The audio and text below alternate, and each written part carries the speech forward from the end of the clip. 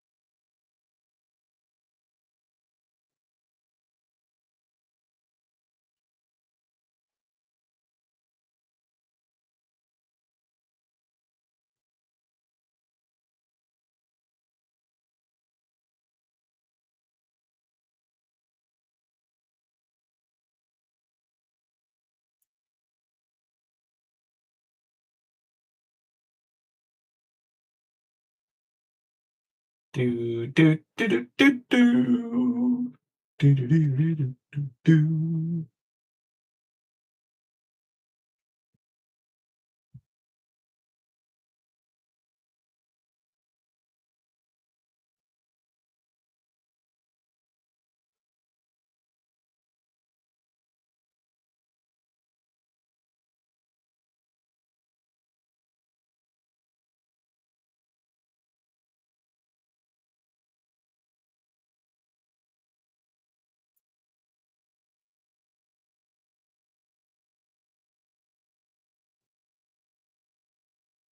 How do you do this?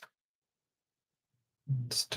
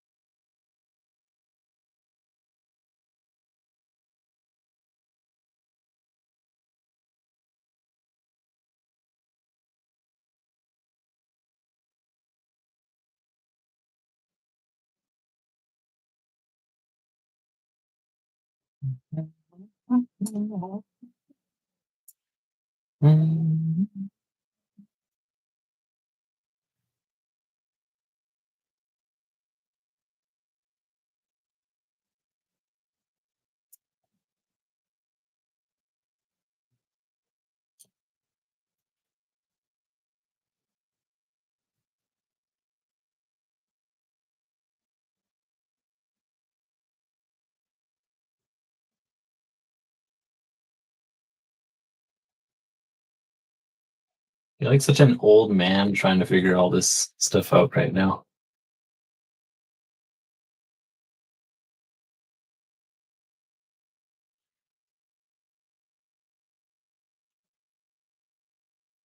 Well,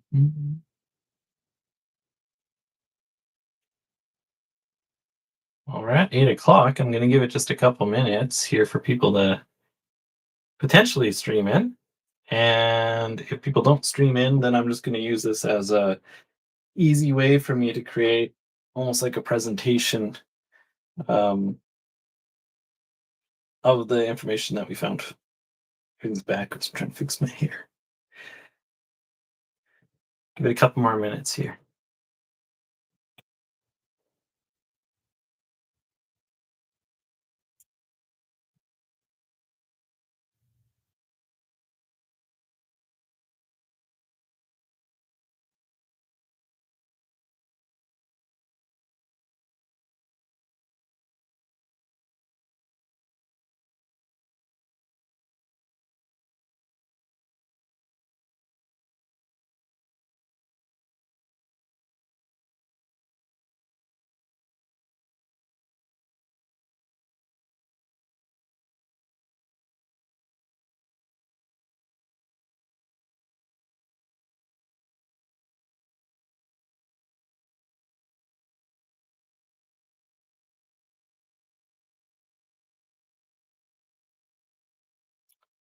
People hopping on.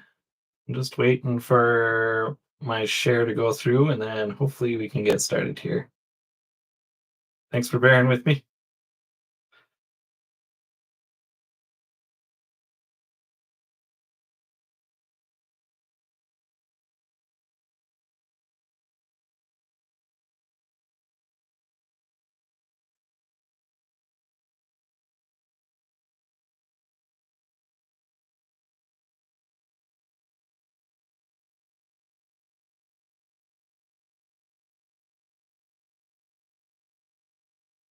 If I was better at this, I would have some kind of music playing in the background or something. Um, yeah, so you just get to listen to me stammer for a bit. So sorry about that.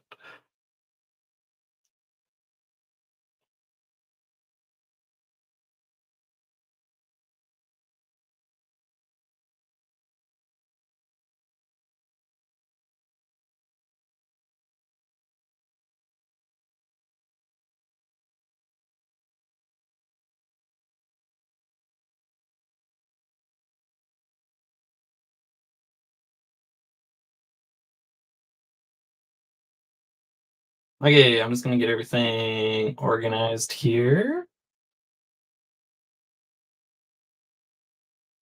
Do do ch, do do do ch, do do do do ch, do do do ch, do do do do ch, do do do ch, do do do do ch, do do ch, do ch, do do do ch, do do do ch, do do do ch, do do do.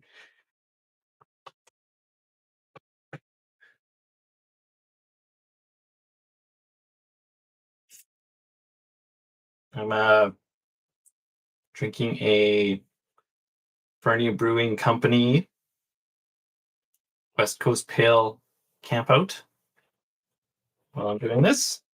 Just got my kids to bed, so I'm feeling a little bit tired from the day. So just kind of loosening up here to talk about some fun stuff. Um, Hopefully everyone can hear me okay and everything. It looks like the sound's working.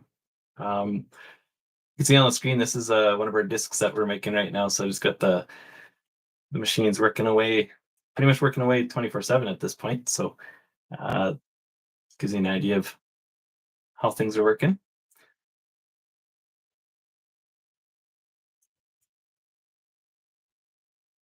Okay, well, I think I'm going to get started here. For the couple folks that are on, just an FYI, this is our first session like this that we've done. I honestly wasn't sure if anyone was going to hop on, so thanks for hopping on and listening to me talk here. Uh, this is going to be pretty informal. I have a list of things I'm going to go through. First, I'm going to start off just with like a quick overview of some of our business and community things that we've been dealing with over the last couple months and this year. I'll go over the MD8 that we've been working on here earlier this year, but just finished doing our testing, which we'll dig into more in just a little bit. We'll do a review of how the MD8 is different from the Chickadee. So you can see in the background, I've got the Chickadee design pulled up. I'll go over the tester feedback in some detail. I've got a whole bunch of forms and some information that I can show based that indicates how people received our disc and what kind of feedback they had for us to modify our design. we'll talk about our planned revisions to the disc that we're expecting, and then if people are around and want to ask some questions, hopefully there'll be a little bit of time at the end for questions. I've got about an hour, so I think I'll just kind of go through things here somewhat quickly. Um, and yeah, maybe just a housekeeping thing. I'm pretty new to this. This is like my first time. This is my first time on TV. This is my first time doing a live on YouTube. Um, I think I did a tester last week to see if I could actually do this, and I honestly have never dealt with the chat or anything like that. So if anyone has any questions, like feel free to throw them in the chat, and I'll try to respond here.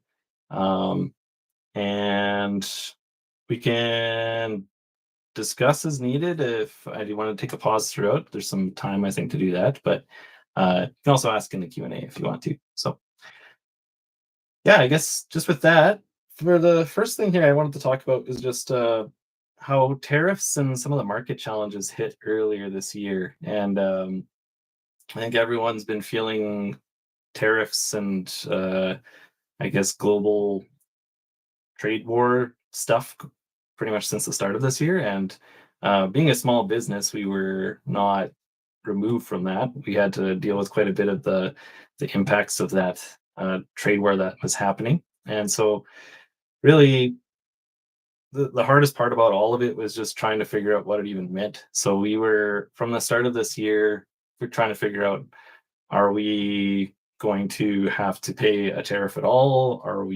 How is it going to work with Shopify, who's our shop vendor tool that we use, or the method that we use for selling all our discs?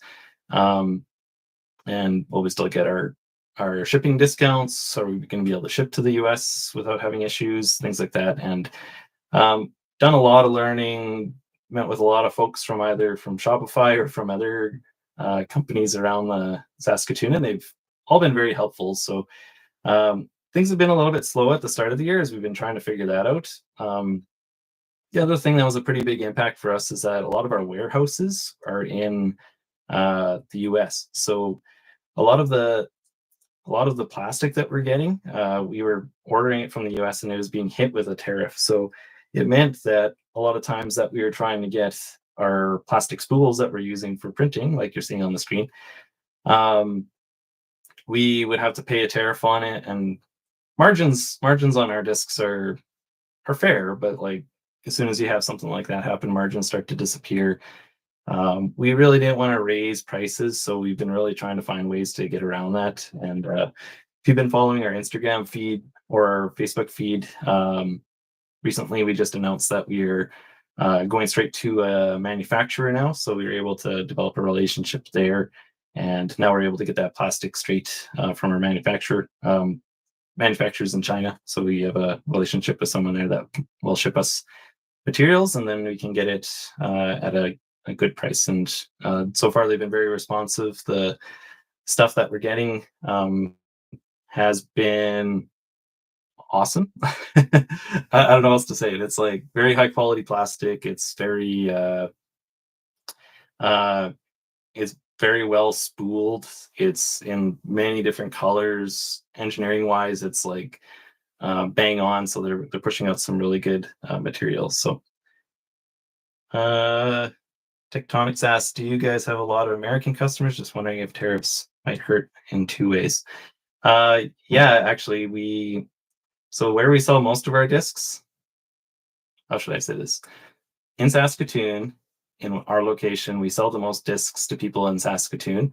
But if you were to take all the discs that we sell as a whole, we sell over half of our discs to people in the US. So selling them to people in the US does get hit by tariffs, but kind of what I was just saying there, by switching from using a warehouse in the US and then going direct to a manufacturer in China, we were able to get around that, and now we're able to keep our prices at a good spot. And I think it'll kind of only hit in one spot with our current arrangement anyway. So yeah, and with that, it's been really great to see some of the local folks jump in and say, how can we help you as a brand? How can we work together so that we're supporting local? So the Gold Eagle Open has been a big project for us this year. Actually, I got a disc here I can show you. This is kind of our in progress design, but this is a disc design that we're working on for the Goldie Galopen. For folks in Saskatchewan, it's at Jackfish Lake, which is about a hour and a half northwest of Saskatoon. But for folks outside of Saskatchewan, it's one of our A-tier events. It's one of the biggest ones in Saskatchewan that I'm aware of. Um, there's coverage of it on YouTube, and it's very good quality coverage. It's all done by PDGA Canada, and it's the people who arrange and everything. There's a lot of really good quality work that everyone's putting in. So um, yeah, so groups like that have been awesome. So they've been reaching out and they've been trying to support us in any way they can and keeping us busy. We're doing cool things like making a disc like this with a fresh new design and putting on some vendor information in the back, challenging us to do some new things. I'll showcase that more later, but getting some really cool innovations in our designs just by talking to folks like that. Um, let's look through my list here, make sure I don't miss anything. Yeah. So we're gonna have as part of this new redesign that we're working through, we are gonna have a pretty big overhaul of our online store, and we are expecting it to hit our online store, but also uh, supporting some of our local stores that we're selling through. So like Bridge City Discs, I see Tu Tukuma mentioned Bridge City Discs. Um, they're one of the local vendors that sells our discs, and then also Escape does. So we're looking to try to get them involved. But um, we'll have some more products that are popping up on there. A lot of it's going to be new merch, and then there's going to be, of course, our new disc that we're working on. But we have a couple other surprises that I think people will be able to look forward to. One of the things that I think people who have ordered our discs in last bit have been getting is they've been getting bag tags or keychains, which have been kind of like a tester to see what people think of them. And we're going to start to offer that on our store as a extra thing that you can throw into the cart if you're interested. Um, yeah, and I guess just looking forward, our design of this disc is our mid-range, and we're really focusing on creating something that is um, kind of in that spot that can go farther than the chickadee. The chickadee was a design that I really wanted to create because it was something that I felt would feel really nice if you're throwing a forehand or if you're throwing something around like really difficult turns and things like that. So that was the idea behind that disc. But really, the interest in our brand has come from all kinds of different skill levels. So we've had people who are like beginner to pros, and they all find their way to the chickadee. The beginners tend to find that the chickadee is hard to throw because it's just very overstable and it's a slow speed disc. So they're getting into it and they want to throw the disc, but they're finding that it's dumping out hard and they're not quite sure how to throw it if they're used to throwing a frisbee. So that's where I'm hoping this mid-range disc is gonna try to fill in. And so that we're hoping to kind of hit that spot where it's like it's a disc we can throw maybe 250-ish feet. If we can get to 300 with some big arms, that's great. We wanted it to feel like it was essentially like a chickadee. If you grabbed a chickadee, I wanted you to be like, I want to grab a chickadee, and it feels the way. And it also feels similar when you grab this new disc, the MD8. And wanted it to be a consistent flight path. Chickadee, if you've thrown it, it's very consistent. And that's one of the selling points of 3D printing is that even when you're creating multiple discs and you're creating multiple of the same disc, you don't get that differential shrinkage that you do with injection molding in the rim. And I might do like a whole spiel about that at some point, but because of that, our chickadees are always very consistent, and they're always, if you pick one up, if you pick another one up, doesn't matter which one you grab, they're always going to fly the same, um, as long as they're about the same weight. So you should be able to pick one up and kind of know how it's going to fly. So MD8, we kind of want it to be the same thing. We wanted it to be consistent flight path. We want it to be comfortable in the hand. We want it to be versatile for full rounds on short courses. So if you're playing like in Saskatchewan, we have a lot of those like 200 to 250 foot hole courses that are at like lakes and parks and things like that. So I play those all the time, and this disc I've been playing with all summer. So um, yeah, so I guess with that, here's my MD8 I've been playing with. Uh, it's getting a little bit dirty. Hopefully, people can see some of it, but it's getting a little bit dirty. But otherwise, it's holding up well.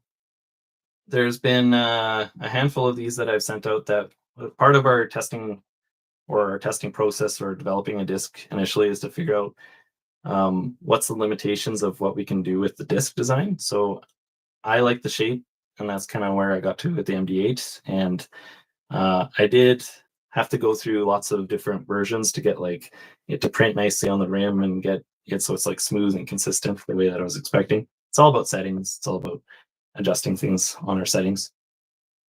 Um, other thing that's kind of neat about it is I have this not lots of people are commenting about it. Um, not PDGA approved. Um, which is just it's one of the fun things about 3D printing. We can do so much easy customization of discs. So again, like you can make this thing, or you can make something with some new text on it. It's all part of the same plastic, so it's just a solid piece of plastic, but it's all like dyed versions of the plastic that you're dealing with. So um, yeah, I guess so. This is the MD8, but I wanted to just give some info on this. So the 8 is actually the 8th iteration of this prototype. So I have a couple other prototypes here. I have some of them numbered, and then some I kind of got to the end, and I was realizing I was hitting the sweet spot, so I kind of stopped. But this is version 3. You can see I'm not putting on text because these are kind of just my trial versions. But this is a heavier guy. You can see here version 3 is I just am essentially writing them on here. Still says not. So ideally, if I lose it, people aren't going out and trying to play a sanctioned event with a disc they found in the trees. But um, a couple things about it. It is a larger diameter. So you can see this one's 182. That's actually still overweight, but because it's a larger diameter disc, I think the max weight will likely be about 180 grams. So larger diameter. This one has I tried a couple things to see if I wanted to get it to be overstable or understable. The understable ones I did like, but I still felt like I wanted something with some overstability. I play both backhand and forehand, so I wanted to have something that I could kind of do both with, and that kind of felt like it was a sweet spot. This is version 4. Version 4, version 3, very similar. This one's probably more stable. Uh, Interesting thing about version 4 and version 3, and then kind of the couple after that, was that I didn't really make any adjustments to the thickness of the top plate. They're all about like 2.6 or 2.8 millimeters. And I made some adjustments. And then when I got to the kind of like the later, I'd been playing some rounds with these, and I've been finding that they were a little more overstable than I liked, and they weren't gliding the way I liked. So I ended up going with a thinner top plate, and that's kind of where the MD8 kind of landed. So this one is, I think it's 2.4 millimeters thick at the top plate. Uh, what are some other discs that are like that? Like 2.4 is probably a little less than like a Buzz, and it's not as thin as like a driver is. It's still got a little bit of heft to it, but yeah, it's still fairly thick. Kukuma had a question. I have accidentally hit things with my MD8. It self heals. It's amazing. Yeah, I mean, there's I guess that's like a TPU thing. So TPU is like it's a plastic that you'd find it in any premium disc, but it's a plastic that can really take impacts, and it can also like it'll self heal to a degree. Like if you heat it up and stuff, it's going to start to mend back together. Um, it will Yeah, I'm interested to hear the actual story of how it like fixed itself. But like, there is ways you can dismantle them if you like. Same way if you used it on like another disc. Like if you cut it with really sharp edges, plastics and rubberized things don't deal well with shear. Like when you're like really cutting on something. So anything like that would cause an issue. Um, okay, I'm kind of rambling here, so maybe I'll just start digging into some other stuff. So I'm gonna jump onto my screen here at the top, and I'm gonna move this out of the way. So up here, you're seeing the chickadee. Um, and if we go like this, bear with me. I also have MD8 design pulled up, so I'm just gonna move this guy up to the side a bit too.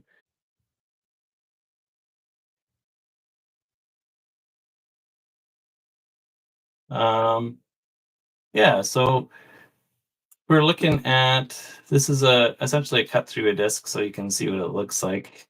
If I pull open this guy on the right is the MD8, and this guy on the left is the chickadee. Um, I want to pull over a yeah, this guy. So this is just a screenshot that I can color on. So when we're talking, if you haven't watched my last video that I created, it goes over more of like the science behind disc golf. So I'm just gonna kind of assume people know a little bit about like how aerodynamics works on a disc. But um, so in the case of MD8 versus the chickadee, what we're seeing is so imagine this is wind that's coming and hitting the face of the disc.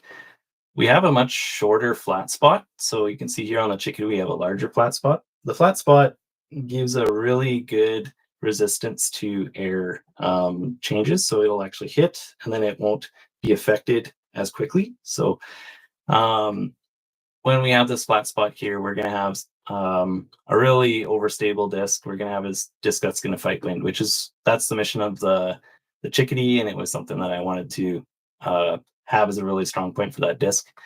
Still wanted some of that with this mid range, but you'll see here as it's coming right around this spot, we start to hit the lip and it would start to go over. So air is going to pass over kind of like this. So you get kind of like a more smoother top layer that it would pass over.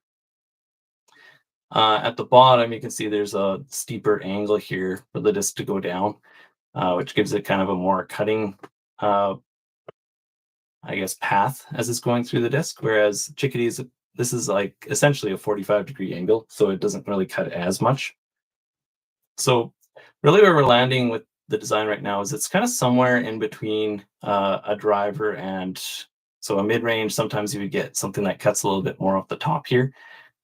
Still wanted to be able to fight the wind, but it still wanted to be kind of like a glidey thing. So when we're seeing the disc flying in the air and we start to see it pass under here, um, I'll be conducting a CFD analysis just to make sure that like the amount of air that I'm getting as uplift will help this. But essentially, this air that's passing under and the pressure that's created, that's what affects the rim design that we go with.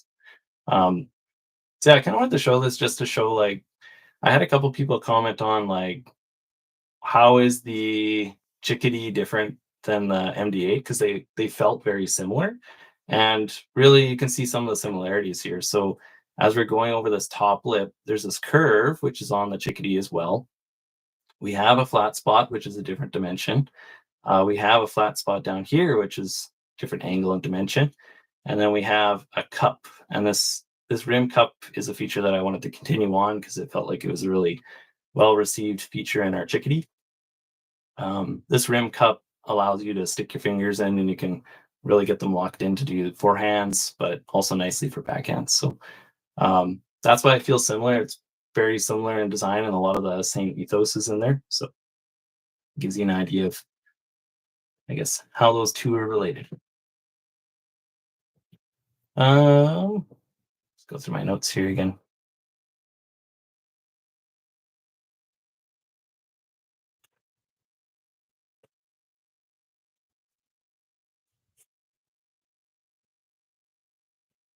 All right. So next one is so we kind of looked at kind of the differences between chickadee and MD8. Now we're going to look at the comments we got from our testers. I'm just going to bring that up here.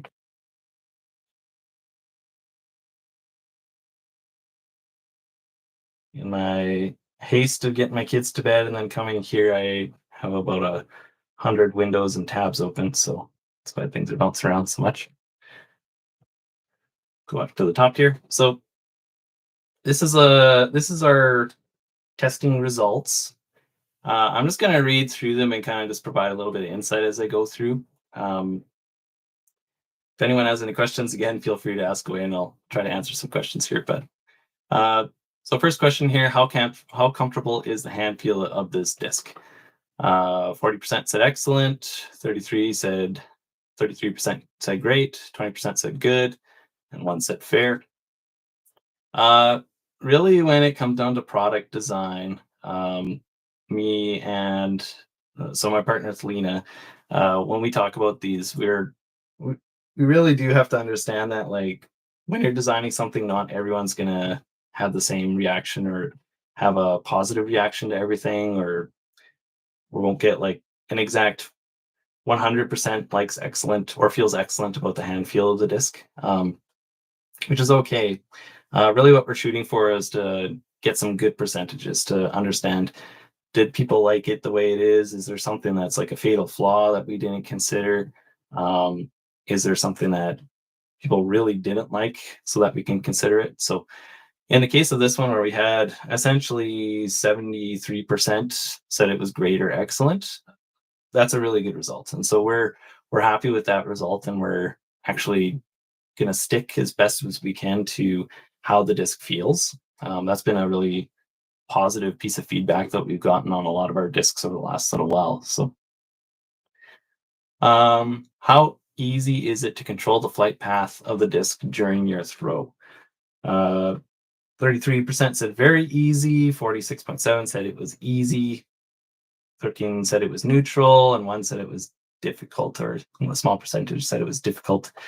Um, I should clarify on the difficult one. So, I was talking about in that previous one, we're looking to try to get like, if 75% really like it, that's a really good accomplishment for us. In the case of our discs, 3D printing is not for everyone. 3D printed disc is not for everyone, and like a textured top and those type of things are not for everyone. So, in the case of our testing, the ones that we got where it says it was difficult or they didn't like it, that person didn't like it, which is fair, and that's something that we would consider to see if like, why do they not like it? Is there something that we can improve upon?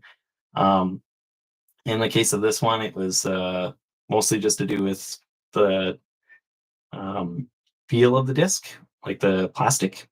Um, Lots of people like the plastic as is. Kind of depends on if you're a tight gripper or if you like some things that are really tacky, or if you want something that's slippery, or how it deals with different temperatures or humidities or rain or whatever. So it is really difficult for us to tell. So um, it's something that we're always kind of watching out for.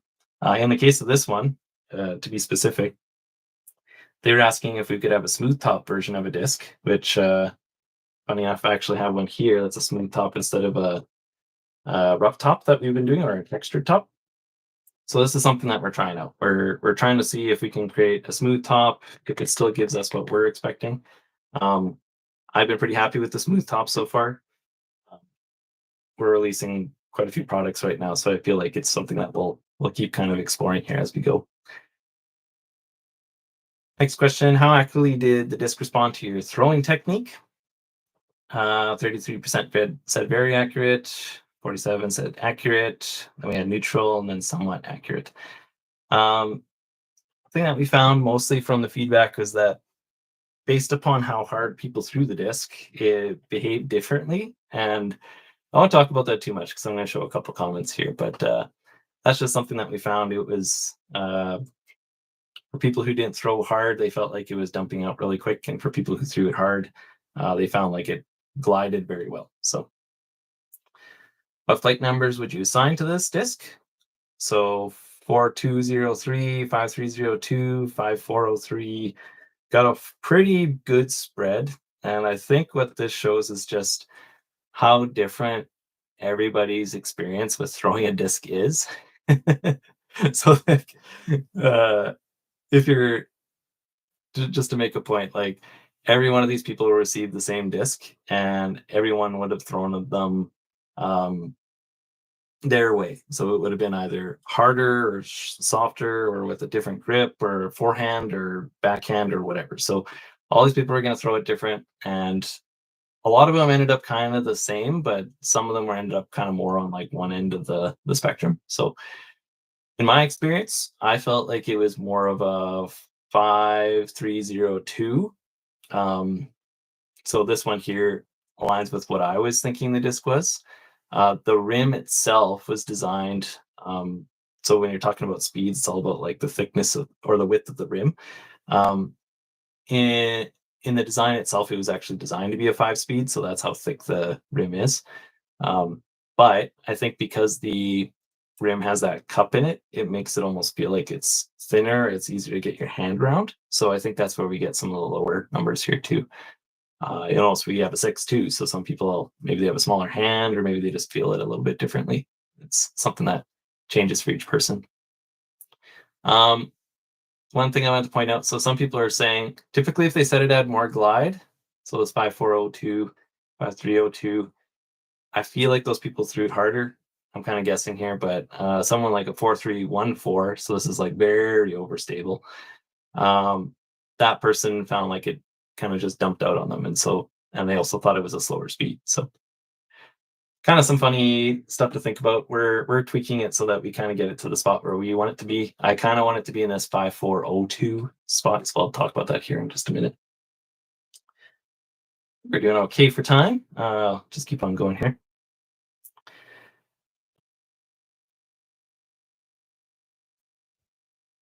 All right, next one. Did you use this disc primarily as a driver, approach, or putter? And so it is a mid-range, and it was designed to be a mid-range. So approach and driving is kind of the spot where I think it fits quite well. I've used it for so in Saskatoon we have Reed, and we have Reed Park, and we also have Diefenbaker, and we also have just outside the city, Crickle Creek. So I've used it at all those courses. For a lot of courses, I was using it as an approach, and some of them I would use it as a driver. It's pushing it pretty hard. I can throw it about 230, 240 kind of thing. The nice thing about it I found was that I use it as a putter quite a bit. So um, even though I putt quite a bit with the chickadee, because I'm probably the person who's thrown the chickadee most, just having it. Maybe it's kind of something funny to think about.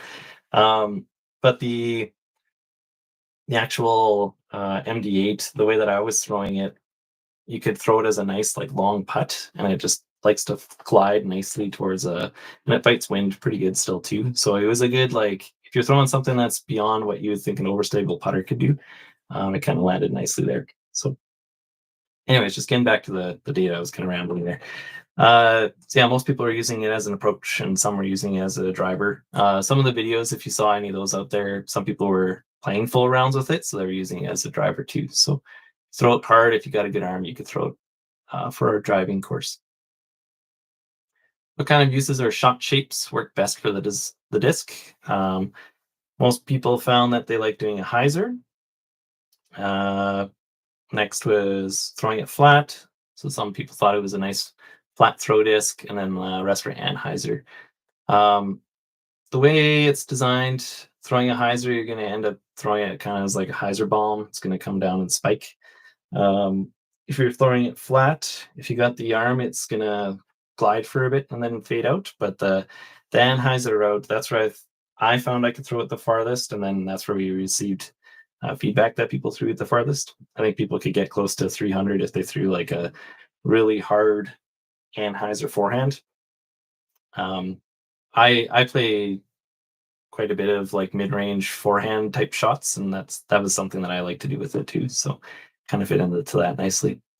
Didn't feel like people were using it for rollers or thumbers or anything like the crazy, but it was fitting into that good approach disc spot. How would you rate the durability and resilience of the disc? 46.7 was excellent. 26.7 was great. Maybe that's what Tukuma was saying when he was saying it was self-healing. That's a pretty high percentage for the resilience, and I feel like really that's a good thing for our disc to be in, as far as wear. Uh, some were saying it was good, and then we actually did get someone that said it was poor. One thing that we did do with the discs this time is we had some discs that we sent out, that were almost like seconds.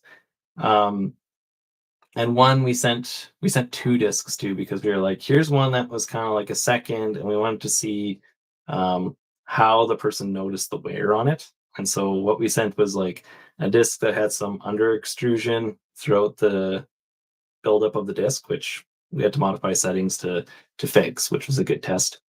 Um, but then they were a very thorough tester, which was great. So they ended up going through and actually saying like, "Hey, it's peeling in this spot," and we could pull on this spot, and it was holding in some moisture and stuff, and which was to be expected. But then when we were chatting it out, I was like, "Did it do it with the other one? Was the other one good?" And they're like, "Oh yes, the other one's fine. Like that one's holding up super well, but this one's seeing the wear." And it was kind of a cool exercise because they were able to like they were interested enough in like how the disc was working to be like, oh, if we weigh it once it's starting to peel and there's some moisture in there, like what would it weigh, and like kind of play around with it that way. So it's kind of a fun exchange. I think emailed them back and forth the most out of our testers, and they were playing. I think they said they played almost 100 rounds with it. It was kind of wild. So yeah, anyways, the resilience tends to be good. The things where it tends to fail on 3D printed discs, I guess, versus others is, I shouldn't even say that. I feel like the reason people feel like 3D printing discs might feel less resilient or less durable is when they do take an impact, like say you throw your disc and it takes a big chunk because you hit like a piece of metal or concrete or something like that. When 3D printed discs get a gouge, you'll see the layer lines kick up, and the layer lines you can kind of just tear them off. They kind of come off nicer than like the chunks do on like a injection molded disc. And that I think is kind of like off-putting at first, is that like, oh, I can pull on this thread. The thread typically won't unwind, it'll snap. It's not like meant to shift off, but it's something that's different, and it's something that's kind of new for a lot of people who haven't used one of these discs before. So next one, what other manufactured discs does this disc remind you of? Take another drink there, quick. Um, so this one was interesting. So in a Nova Toro, I still have that open. I was looking at this before. No, I think I closed it. Yeah, and a Nova Toro is if I go up to the disc numbers here, the Nova Toro is a very overstable disc. So this 4314, I think it's a 5414, 5314, something like that. Um, it's that type of disc. So I was kind of surprised to get that feedback. And it was mentioned by a couple people. So that's something I think we want to do some tweaking on, because I think we want it to feel a little bit different. Um, so much like a wasp to me, it's between a wasp and a canyon. The disc is comparable to many very overstable mid ranges, but with a very neutral hand feel. No other manufacturers have plastic that feels like this with the texture. Some generic feels kind of like an MVP. Prodigy A5 is kind of in that spot too. RPM discs, Kia, Zone, and Tempo. It's funny because the Zone is actually, I would say it's more similar to the Chickadee than it is the MD8. So that's kind of something that's funny. Again, that could be just like, um, because this disc can go all the way up to 180 grams, means that sometimes if you're not a heavy arm, that can fade out on you pretty good. So it might be some of that, but it's also something I think we want to do some changes here for.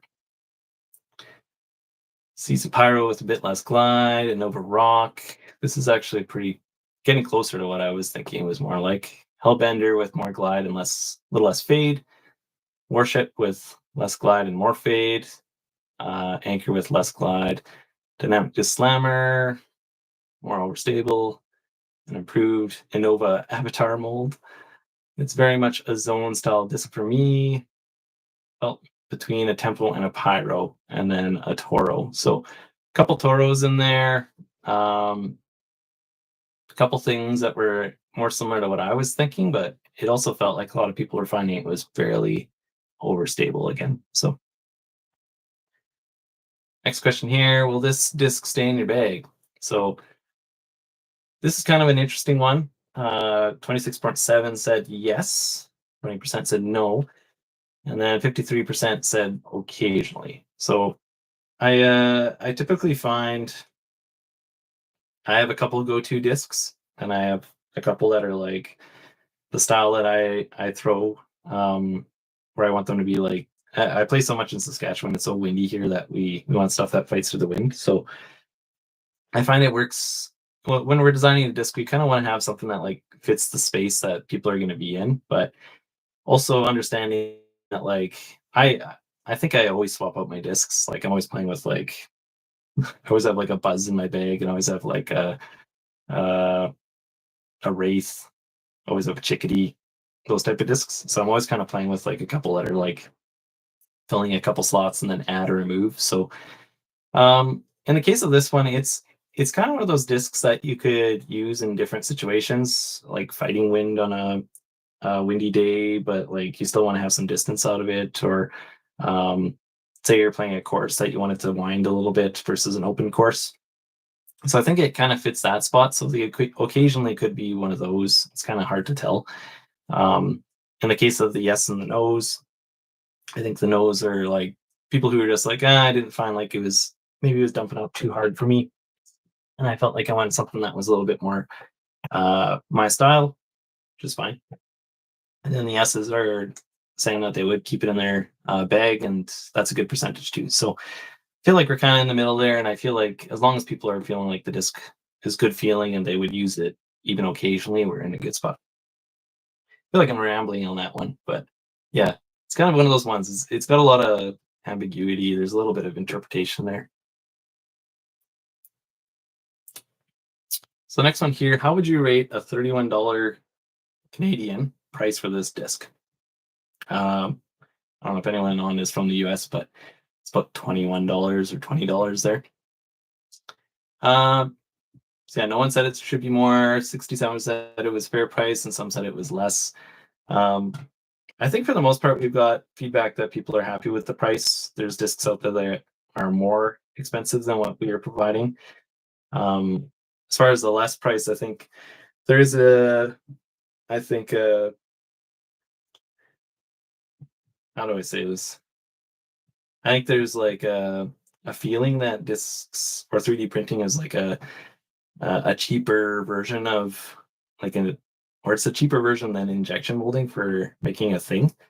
Um, but when it comes down to it, like the $31 that we're charging, that's covering with a like bit of margin. So it's like it's paying for machines, it's paying for maintenance, it's paying for us to be able to get the plastic that we're getting, it's paying for um, our space, it's paying for electricity, it's paying for all those different things that you need to be able to do 3D printing of discs or software costs, like any of that kind of stuff. So as soon as you start to add that up, and me spending a little bit of time working through the printing of discs and working through troubleshooting and yada yada yada, like it does.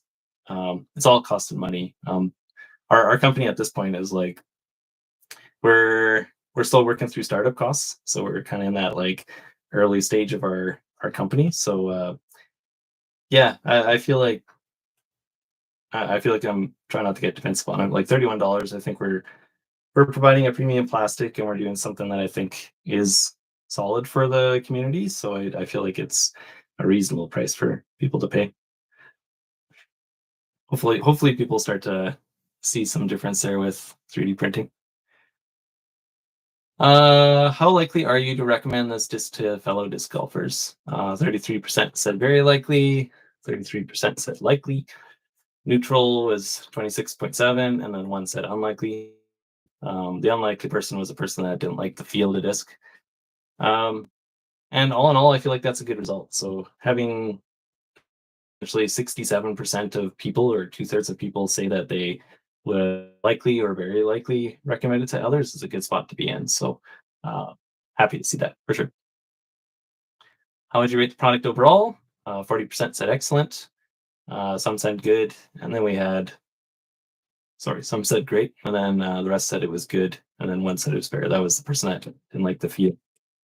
Um, feel like that's a good spot to be in. We're hoping to get it to be a little bit higher on some of these numbers just based upon the feedback. So um, I'll show some of the like more just verbal feedback here real quick, and then I'll talk about what we're going to change. So please provide any feedback have that you have not. Sorry, I got to read this again. Please provide any feedback you have that was not captured in the survey. One guy said, I like orange discs, so if a PGTA legal one came in orange, I would bag it. That person was looking for orange. I absolutely love it. It's a perfect fit as a workhorse mid for me. 250 to 300-foot holes. It was a laser beam. It held Anheuser with a predictable gradual fight, exactly how it was the Innova mid disc 3. It drives straight with the slightest minimal fade. I tested in windy conditions and found it to be much greater wind resistance and fight than the Wasp, but it doesn't have quite the 3 glide of the Chickadee.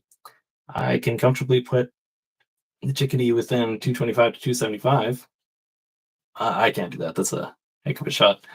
And MD8 around 250 to 300 backhand only.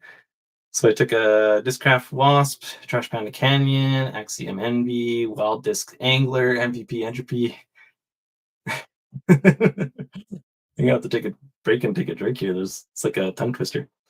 Innova, Viper, Shark, and Aviar 3, Doomsday Scope, and Stokely Cardinal. I drove them all out into a field on different angles and found it nestling very nicely between a Wasp and a Canyon. I can't remember who gave this feedback, but thanks for putting in the numbers. That was very helpful. With a little less stability than the Canyon and more than the Wasp, but thinking that about Chickadee's 2303, I think a solid bet with Grassland Disc would be 4 to 5, 2 to 3, 0, 1 to 2. But the gentle and graceful way it finds the wind, I would say 5302. So that was a great response there. So thanks for that one. I found the disc very overstable for the backhand with my hyzer release on Anheuser. It does fight out very well, and has the glide to stay in the air. I found it fantastic on forehand, perfect stability for straight forehand shot with reliable fade. I did have a few filaments come loose on the edge of the disc after a few tree hits. So that was that kind of peeling thing I was talking about before. This last one, I thought I could, but I can't. Too many factors pushing me away from this concept. I just don't like or see. I won't go into that one in more detail, but that's essentially the person that didn't like the feel of the disc. All right. So back to my notes here. Let's talk about some planned revisions. So really where we wanted to land with the disc is we wanted it to be kind of like I was talking about in a 5402 or 5302 spot. Lots of the feedback we got was that we wanted it to be kind of like a little more glidey and a little bit easier to throw and get some glide out of. So the people who were not throwing it as hard found that they weren't able to get it to glide as much, and we just wanted it to be a little bit closer to that. So there's a couple ways that we can adjust it to do that. The one thing that we don't want to do, actually what I'm going to do is I'm just going to switch back to my design here so we can look at that together.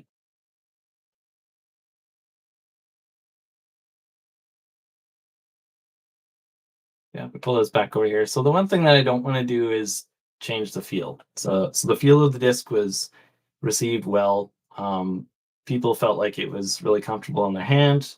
It was something that they wanted to use, and it felt like it was ergonomically good, and it was something they wanted to throw. So there's a couple ways that we can adjust the disc so that it will be more glidey without having to do something like I guess if you were to go back to that science video I did time, The glide usually comes from having a dome, or it comes from having a deeper pocket where the disc can have air pool under and create that differential pressure zone. Um, or it comes from it having a lower parting line where you have more turn on the disc to flip it over. In the case of this one, I think the shape is good. So what we can do is we can actually do something as easy as manipulating the top plate thickness. Right now, the top plate thickness is about 2.4 millimeters. Um, that 2.4 millimeters actually holds a fair amount of mass in it. And what we can do is thin it out and push that mass. Shouldn't be doing it with my hands, should be doing it with my mouse. So you can thin it out and then push that mass to the rim. And by doing that, it does a couple things.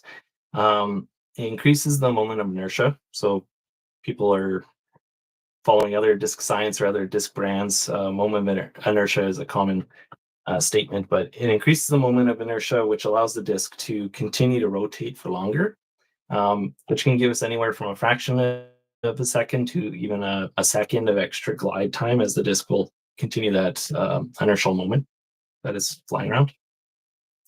And it also allows for even that like small amount that is lifting up allows for a little bit more air volume to be placed under the disc, so it helps with that too.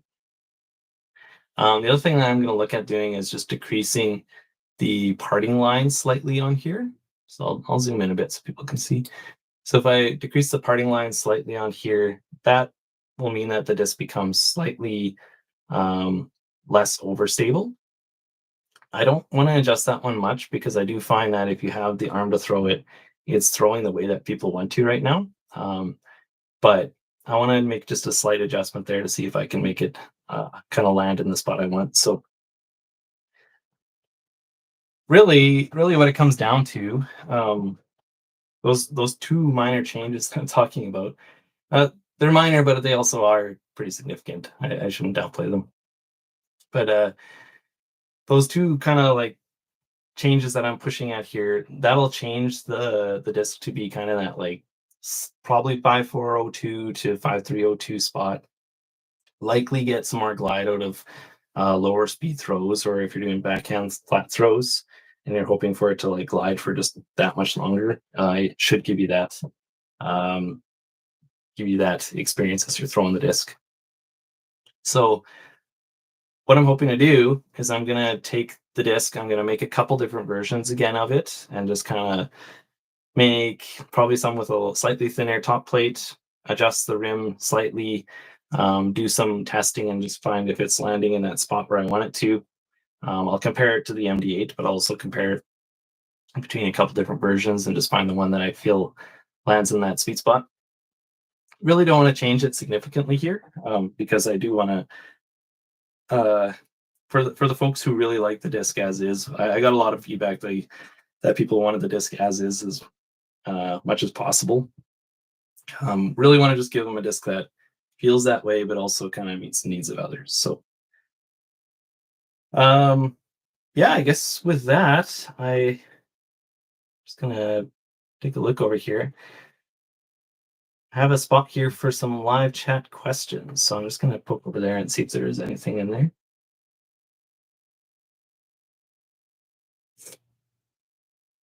There R&D for my custom pink glow 3.5 glide Nighthawk disc. I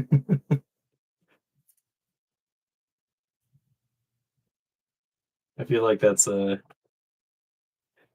could be something that we can do. Yeah, if anyone has any questions, feel free to ask them in the chat. We have 7 people here right now, so thanks everyone for hopping on and kind of listening to me chat about this. So yeah, if you have any questions or anything, or if you feel like I glossed over something, or if you have, I don't know, if you want to see more views of this disc, I can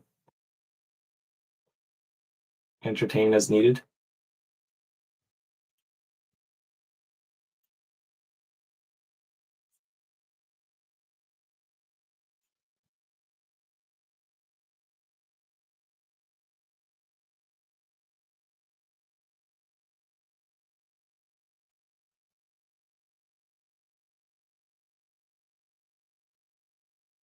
Dirt Ghost asked, "Do you do aerodynamic simulations in software before release?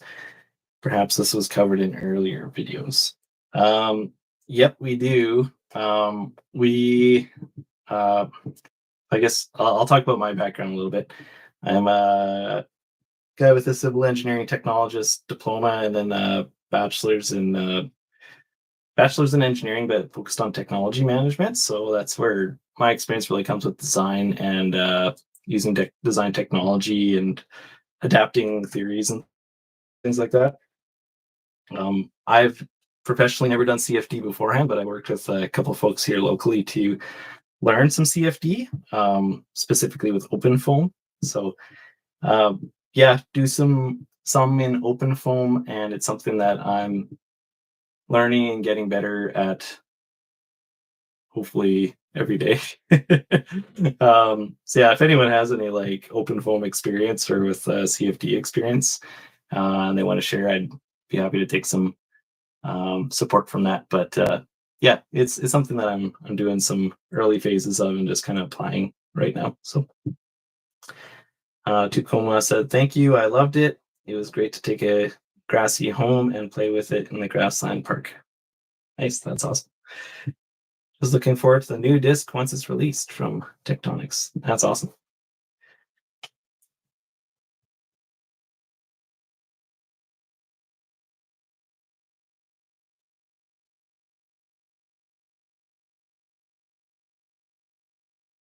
Well, if there's no other questions, I'll just do a quick wrap up here. Feel free to ask a question in the chat and I'll answer it here as I'm kind of chatting through this. But um, yeah, I guess so. Again, we're gonna look to decrease the top plate or the flight plate on the disc here so that it's getting a little bit more glide and it's getting a little bit more distance out of the same shape or as close to the same shape as we can.